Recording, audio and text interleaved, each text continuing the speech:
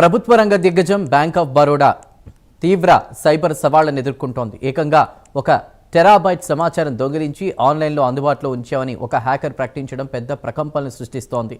Cyber భద్రతా పరిశోధకుల ప్రకారం లీక్ అయిన డేటాలో కస్టమర్ల పేర్లు, మొబైల్ నంబర్లు, ఆధార్ వివరాలు ఉన్నాయి.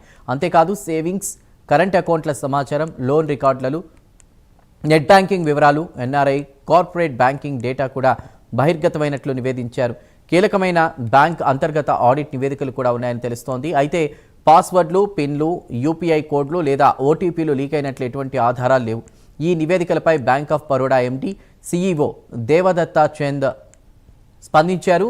తమ వద్ద అత్యంత భద్రతమైన సైబర్ ప్రోటోకాల్స్ ఉన్నాయని స్పష్టం చేశారు.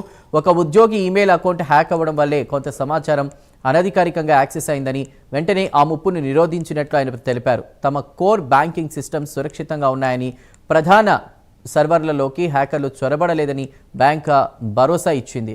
ఇక ఈ ఘటనపై సమగ్ర ఫోరెన్సిక్ విచారణ ప్రారంభించామని, ఆర్బీఐ సర్టీన్ మార్గదర్శకాలను పాటిస్తున్నామని బ్యాంక్ పేర్కొంది.